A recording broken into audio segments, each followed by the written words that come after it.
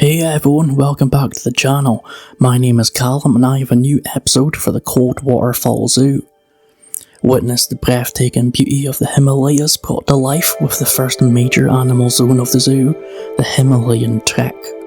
There are so many amazing animals that live in the Himalayan mountains, and what better way to start off with adorable red pandas. A stunning high altitude mountain habitat is just what the zoo needs. The vibrant red panda and the elegant tufted deer.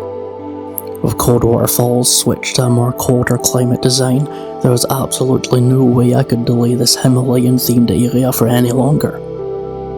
I saw several of us were pretty excited at my take on an immersive Himalayan zone, and here we are at long last. Himalayan Trek, as it is now known as, invites guests on a trip through the iconic Himalayas, taking them on a trip through the more lush Nepal valleys to the soaring rocky peaks with amazing animals of all sorts. From very common zoo animals like red pandas and snow leopards to rarer animals like the black-necked crane and domestic yak.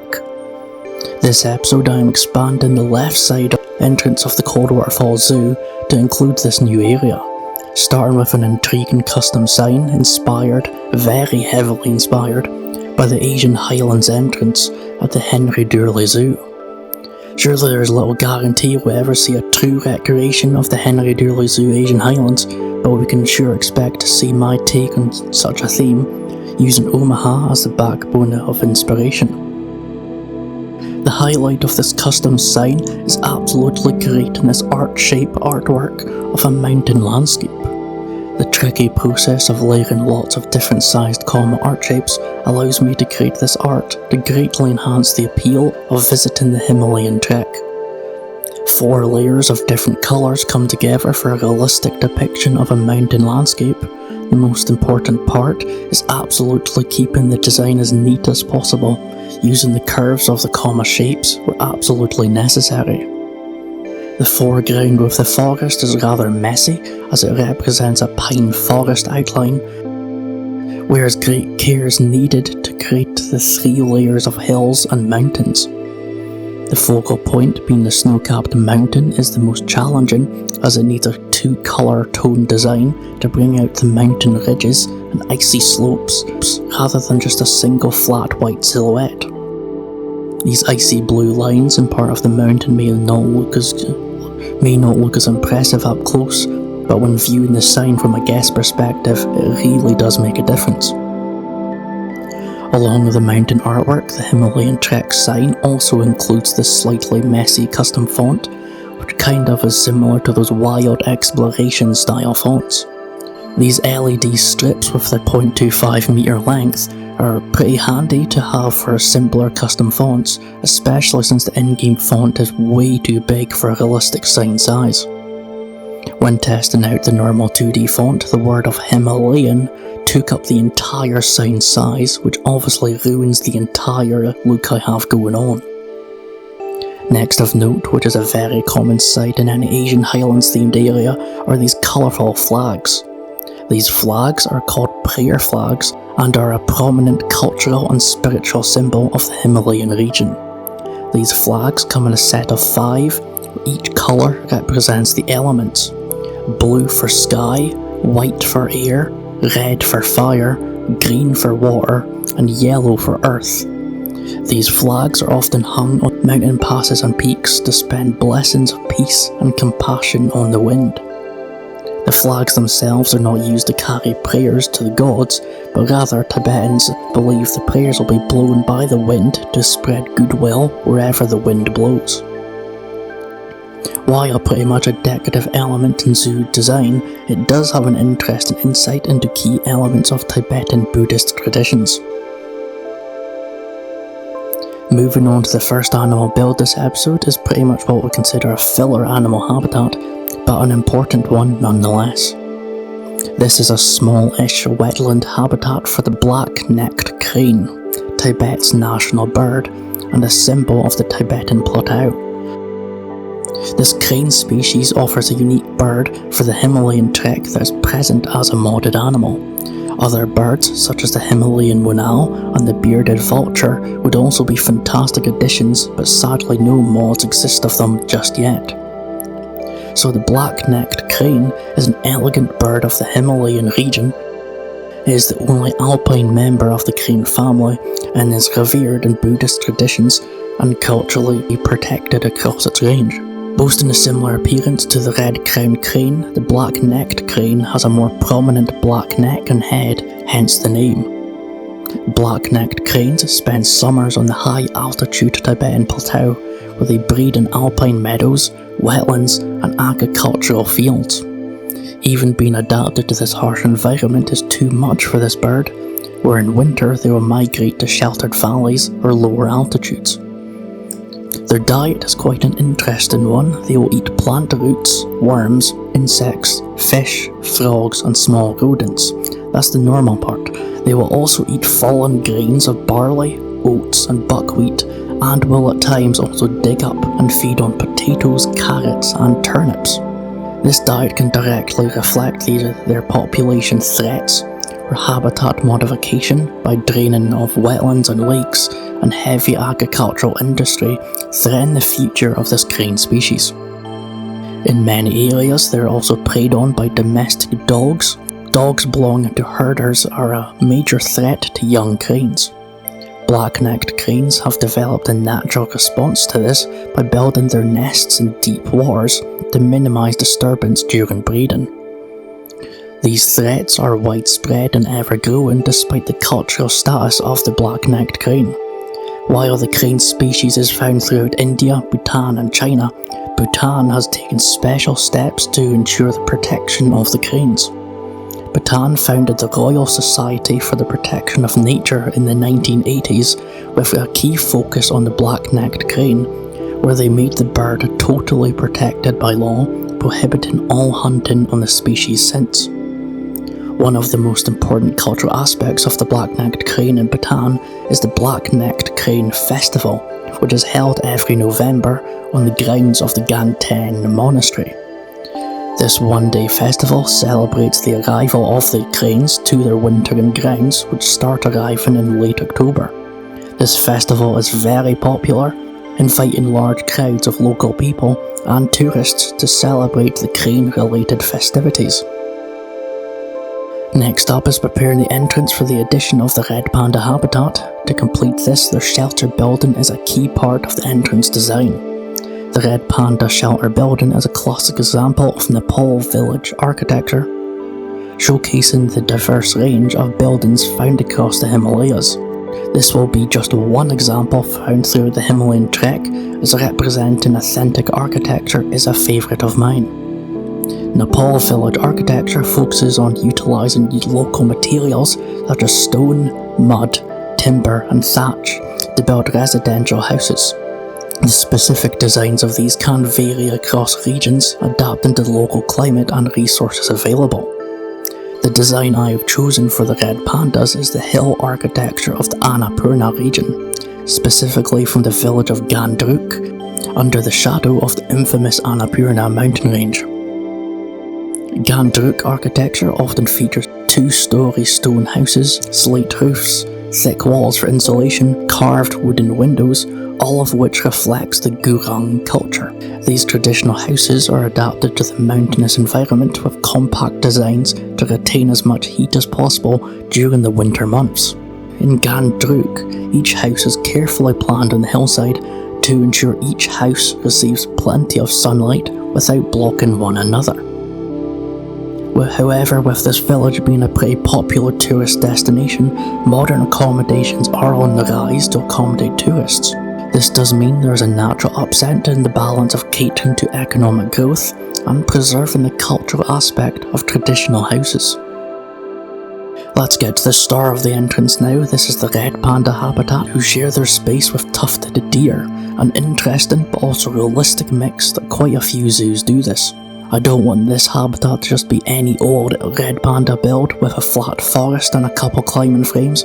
I want to embrace the landscaping potential of the Himalayan trek to show off animals in their natural environment. Both animals here live in mountainous forests, so it is an easy choice to care for both of these animals. Real zoo inspirations such as the red panda exhibit at the Smithsonian National Zoo and the red panda exhibit at the Leipzig Zoo offer some fantastic sources of the interesting exhibit designs. Sloped hilly terrain backed by a wall of natural tiger rocks is the core concept of planning this build. A varied natural rock set is built and placed in various ways to build an immersive background for the habitat. The image of seeing this Himalayan forest backed by towering rocks is exactly what guests would love to see upon entering the Himalayan trek.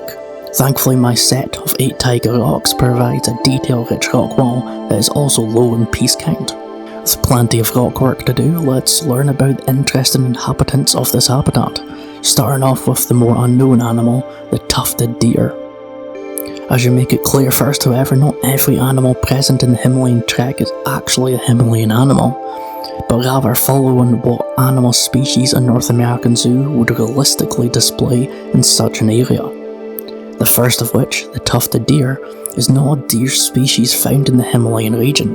This deer species can be found in southern and central China in dense forests at high altitudes. The tufted deer definitely is a unique deer species. The small deer has 2 key features: fang-like canine teeth and a crazy hairstyle. Male tufted deer do have antlers, but they're pretty tiny in size. You will not see a tufted deer compete with another male with their antlers. Instead, that's what the fangs are for. During mating season, tufted deer will compete for females with their teeth, which can grow over 1 inch in length, proving a sizable weapon in a fight. But oddly enough, that's not what they're named for. Instead, tufted deer are named for their thick tuft of dark hair at the top of their head. This tuft of hair also mostly hides the small antlers of the males. While one may imagine tufted deer are hunting down meat with those vicious looking fangs, tufted deer are a whole lot calmer than their appearance. Tufted deer are herbivores who eat a variety of grasses, leaves, twigs, fruits, and herbs. As the deer are often found in bamboo forests, bamboo and other vegetation makes up a portion of their diet as well. Tufted deer are also solitary animals in the wild, but in zoos they are quite a tolerant species. Zoos can safely mix tufted deer with animals that live in their far western habitat range, such as the red panda, golden takin, and the black-necked crane, with little risk of infighting. At the Himalayan trek, tufted deer mainly stick to the flatter, more grassy portion of the habitat. The terrain is vastly more suitable for them, grazing on the grasses here. On the left side, which is a vastly more hilly landscape, we will find the adorable red pandas. Found in the canopy of the rainy eastern Himalayan forests, red pandas blend in the trees with their reddish-brown colour. The colour of their coat does in fact blend them in quite well. It is excellent camouflage in the fir forest they prefer to live in, as the branches of the fir trees feature reddish-brown moss and white lichens. Along with blending into the trees, red pandas are arboreal animals, where they live most of their lives in the lush canopy of the forest. Red pandas are skilled climbers who have extremely flexible ankles, allowing them to climb headfirst down tree trunks. Trees provide the pandas with shelter, provide refuge from predators, and allow them to sunbathe in the winter to combat the cold temperatures. Despite their name, red pandas and giant pandas are not closely related. They do have similar bamboo-orientated diets with a thumb-like appendage to hold bamboo, and share an ancient ancestor, but panda essentially is derived from a Nepalese word meaning bamboo eater. The red panda in fact can be called the original panda, having been discovered and described first in 1825, while the giant panda was discovered later in 1869. Unlike the giant panda, which belongs in the true bear family, the red panda are placed in their own independent family. Studies have shown that red pandas are an ancient species of carnivora and are related to the skunks, raccoons, and weasels. Regrettably though, this unique animal of the Himalayas is endangered. They are legally protected across their native range of India, Bhutan, China, Nepal, and Myanmar. However, habitat loss and human interference are the greatest threats for this species. Over the past 2 decades, it is believed that the population has declined by 40%, primarily attributed to logging, grazing livestock, and farming. Red pandas need ample forest cover to survive and need reliable bamboo growth to maintain their diet. Worsening quality of their habitat seriously hurts bamboo growth as bamboo struggles to grow in less than ideal conditions. The red panda was the iconic symbol of the Himalayas and its ever-increasing threat of disappearing forests can explain why so many red pandas can be found in zoos. Often red pandas are the only animal in the zoo that represent the Himalayan region as a whole. But that's honestly not that surprising given how adorable these animals are. The red panda build continues on with so many details to build.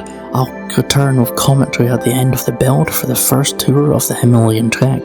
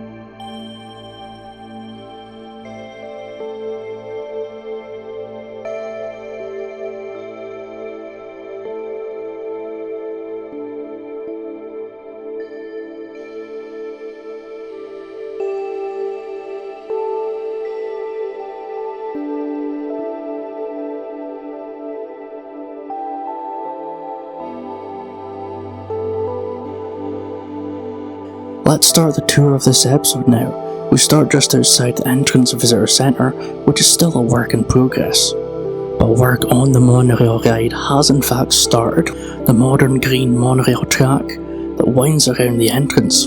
Leading on the left side of the entrance is the entrance to the first themed animal zone of the zoo, the Himalayan Trek, which brings guests on an adventurous trek through the Himalayan mountains. An attractive gateway arch and an abundance of prayer flags welcomes guests to begin this area of the zoo.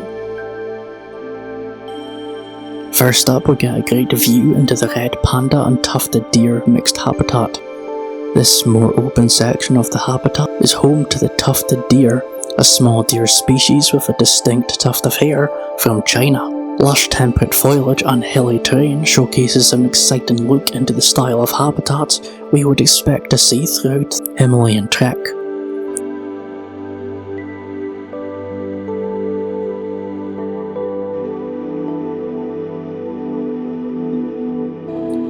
On the note of signage, the signage has been designed like a hiking trail board, with pictures and information arranged onto notes on a wooden board. This helps carry the natural atmosphere of a Himalayan trek pretty well.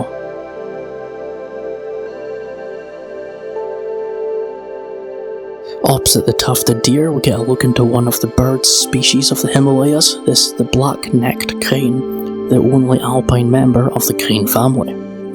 This habitat is a temperate-themed wetland, mimicking the crane's native habitat in the Tibetan plateau. More exciting is the future of this area, where an Indian rhino habitat will be built behind, explaining the metal mesh barrier at the back, which will eventually expand into a great representation of the Nepal lowland valleys, where cranes, rhinos and deer can all be found together. Returning back to the red pandas, let's see if we can actually spot the furry little guys, as it is a pretty sizable habitat to accommodate space for both the red pandas and the tufted deer. The tufted deer are way easier to see thanks to the large size and more active routine of grazing in the right side of the habitat. They can even be spotted up high on the higher portion of the habitat, which does highlight their native high elevation habitats in the wild. All these climbing frames and the rocky waterfall provide a fantastic view into the red panda portion of the habitat. When the red pandas finally come out from their shelter, they waste absolutely no time to climb up and explore the heights away from their larger friends. The complex climbing frame provides the pandas with so many different routes to take, whether they want to cross the waterfall close to the guests or climb up all the way into the pine trees, looking down at everyone below them. The Himalayan pine trees used blend in really well with all these climbing branches, really making this an immersive forest habitat for both guests and the animals inside. I'm sure I could watch these red pandas for so long, but of course that's the tour pretty much complete. This is the entrance area of the Himalayan trek, offering a fantastic look into what we can expect to see in future episodes of the new Coldwater Fall Zoo project. Thanks for watching everyone, and see you next time.